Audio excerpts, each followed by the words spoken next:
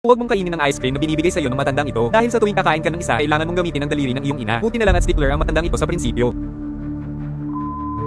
Ilang saglit lang, isang batang babae ang masayang nag-skipping rope ng umandar ang isang pink ice cream truck. Napaawang agad ang bibig ng dalaga, pero wala siyang pera pambili ng ice cream. Sinabihan siya ng matanda na ipagpalit ang kanyang daliri sa ice cream. Nagmamadaling umuwi ang dalaga at tumingin sa ina na may pananabik ng mga mata. Ngunit hindi siya pinansin ng kanyang ina. Muling hinailan ng batang babae ang apron ng kanyang ina at sa wakas ay tumigil ang kanyang ina sa paghiwa ng mga gulay. Kinurot niya ang kanyang pisngi ng masuyo, pagkatapos ay idiniin ang kanyang ulo sa mesa. Pagkatapos, kumuha siya ng kutsilyo at pinutol ang headband ng babae. Dalubhasang itinali ng dalaga ang hairband sa daliri ng kanyang ina. Tila hindi ito ang kanyang unang pagkakataon, tulad ng ebidensya ng putol na daliri. Sa isang iglap, inagaw ng dalaga ang daliri at tumakbo palayo, hindi man lang sinulyapan ng kanyang ina. Pagkatapos ay nagmamadali siyang pumunta sa ice cream truck at iniabot ang daliri ng kanyang ina sa matanda. Ang matanda, na tuwang-tuwa nang makita ang sariwang daliri, ay mabilis na itinago ito. Sa wakas ay nakuha na ng dalaga ang kanyang hiling at kinain ng ice cream. Bago niya namalayan, hawak na ng ibang mga bata sa malapit ang daliri ng kanilang ina at pumipila sa harap ng truck. Kaya, ang tanong ay, mangangahas ka bang kumain ng ice cream ng ganito?